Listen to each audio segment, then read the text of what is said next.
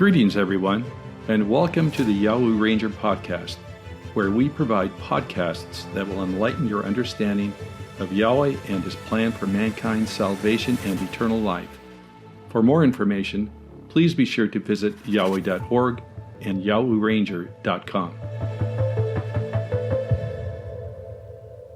In the New Testament book of the Hebrew text of John, Vatican Manuscript Hebraico 100, there is a seeming anomaly regarding the burial and anointing of the body of Yahushua the Messiah. The Hebrew text suggests that the burial of Yahushua's body by Joseph of Arimathea occurred during the late afternoon of Abib 14. Later, he returned on Abib 15, sometime after sunset, with Nicodemus to anoint the body. This circumstance would contradict the Greek texts, which have both events occurring during the late afternoon of Abib 14 before sunset. The relevant passage of John 19 verses 38 through 39, when translated from the Greek and Hebrew texts, is as follows. The Greek text has, "After this, Joseph of Arimathea, who was a disciple of Yahushua, but secretly for fear of the Jews, asked Pilate that he might take away the body of Yahushua, and Pilate gave him leave. So he came and took away his body. Nicodemus also, who had at first come to him by night, came bringing a mixture of myrrh and aloes, about 100 pounds weight. They took the body of Yahushua and bound it in linen cloths with the spices, as is the burial custom of the Jews." The Hebrew text has, "After these things, Joseph of Arimathea, who remained hidden for fear of the Jews, because he was a disciple of Yahushua, asked Pilate that he would give permission to take Yahushua from the cross. And Pilate permitted to him. Then Joseph came with Nicodemus to Yahushua in the night, bringing a mixture of myrrh, about 100 pounds. They took the body of Yahushua, bound it in linen cloths, and anointed the body with precious ointments, as is the custom of the Jews to embalm." It is evident that the Hebrew text has Joseph and Nicodemus return to the tomb after sunset, at night, to anoint Yahushua's body with precious ointments. This also means that this occurred on Abib 15. This study will proceed with the premise that the Hebrew text, which renders the events to occur on Abib 14 and 15, is correct. With the foundation that the Hebrew text is accurate, this study will provide scriptural evidence which will prove without any doubt that the day of Passover, Abib 14, is a high Sabbath and the first day of the 7-day festival of Passover and unleavened bread. We will first establish that the meal that Yahushua the Messiah ate at the beginning of Abib 14 was the authentic Passover meal. In the late afternoon of Abib 13, Yahushua and his disciples make ready to prepare and eat their last Passover meal together. Of this event, in Matthew and Mark, we read the following. The Greek text has, "But prote, before, the unleavened bread, the disciples came to Yahushua, saying to him, 'Where will you have us prepare your eating of the Passover?'" Matthew 26, verse 17. The Hebrew text has, "And Rashun, former day of Passover, the disciples came and said to him, 'In what place do you want that we prepare the Passover?'" Matthew 26, verse 17. The Greek text has, "And the day prote, before, the unleavened bread, at which time they killed the Passover, the disciples said to him, 'Where do you wish us to go so that we can prepare at that place the eating of the Passover?'" Mark 14, verse 12. The Hebrew text has, "And the Rashun, former day of the unleavened bread, when they prepared the Passover, the disciples said to him, 'Where do you want that we go and prepare the Passover for you that you may eat?'" Mark 14, verse 12. Next, it will be established that the Passover meal took place after sunset, dusk, or twilight, at the beginning of Abib 14. The Greek text has, "And opsias, dusk, having occurred, he, Yahushua, reclined with the 12, and as they were eating, he said, 'Truly I say to you, that one from you will deliver me up.'" Matthew 26, verses 20 through 21. The Hebrew text has, "And when it was Arab, evening, dusk, he sat by the table to eat with his 12 disciples. And while they were eating, he said to them, "Truly I say to you that one of you will betray me." Matthew 26, verses 20 through 21. The Greek text has an upsias, dusk. Having occurred, he, Yahushua, came with the 12. And as they were reclining and eating, Yahushua said, "Truly I say to you, that one from you will deliver me up, who is eating with me." Mark 14, verses 17 through 18. And the Hebrew text has, "And when it was Arab evening, dusk, Yahushua came with the 12 disciples.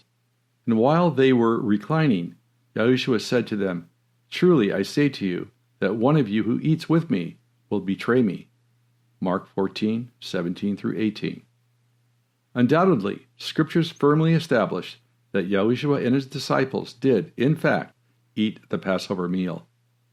And as they were reclining and eating, Yahushua said, "Truly I say to you, that one from out of you, who is eating with me, will deliver me up." Greek, Mark 14, verse 18. And while they were reclining, Yahushua said to them, "Truly I say to you, that one of you who eats with me will betray me." Hebrew, Mark 14:18. Our next step is to establish the day of the week the Passover meal took place. Assisting us is the story found in Luke 24, after giving the account of the women coming back to the tomb of Yahushua on the first day of the week, Sunday, just before daybreak, and finding the tomb empty, verses 1 through 8. It continues by saying that the women immediately went to the apostles and other disciples to report their findings, verses 9 through 10. These people disbelieved the women, but Keph rose up and went to the tomb to see for himself. Finding their testimony true, he returned home wondering about what had happened, verses 11 through 12.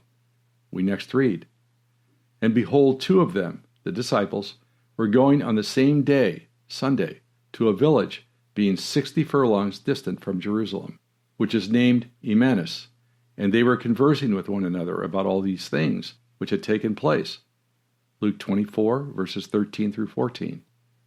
Therefore, the conversation between the two men was on the same day, Sunday, that the Messiah was raised, which occurred on the first day of the week.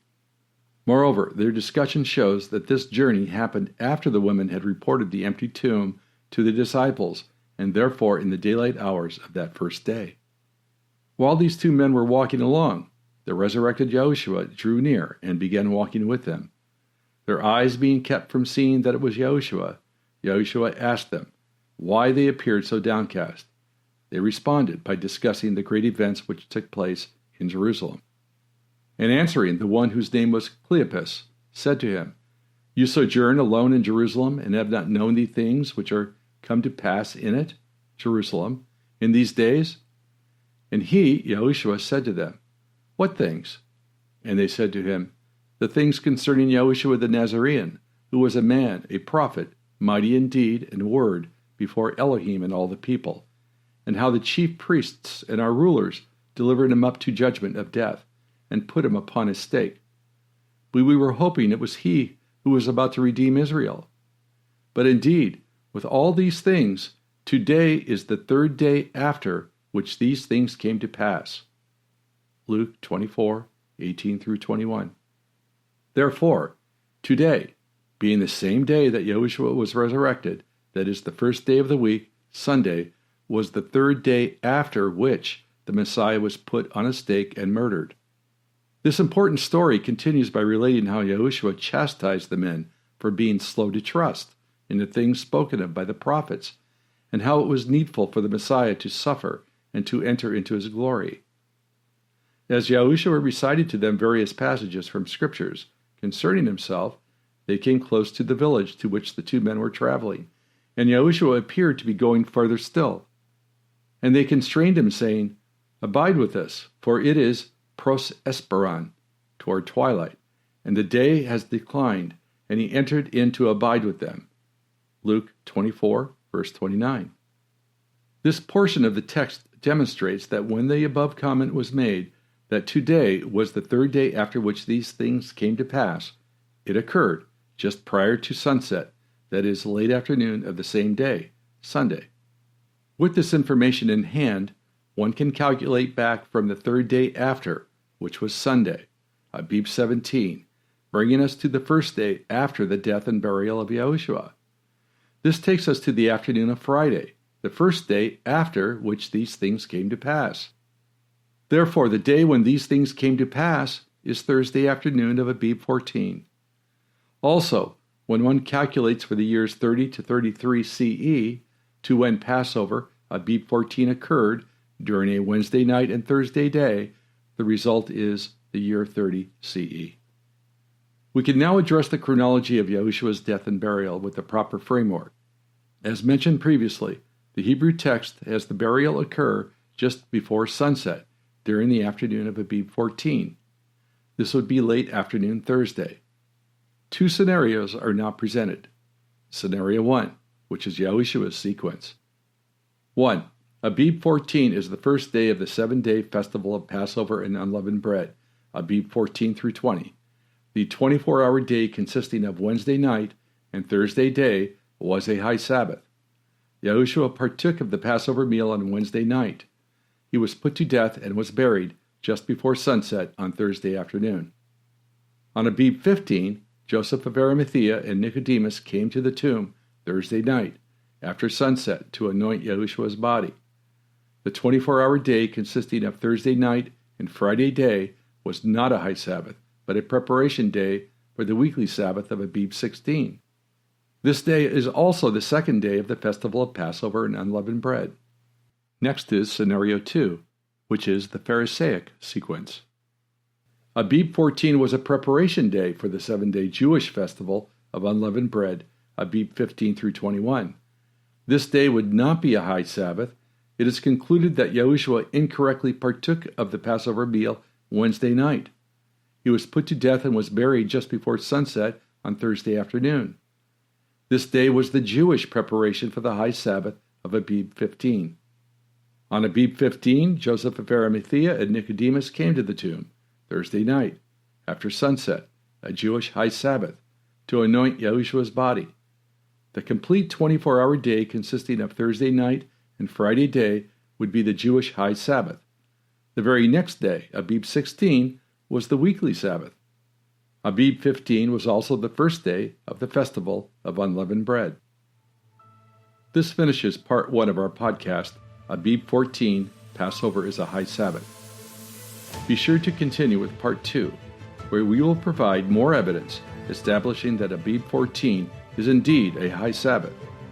Also, for information regarding the festival of Passover and unleavened bread, please refer to the Passover topics and study at YahwehRanger.com. May Yahweh be with you on your journey to discovering Yahweh's truth.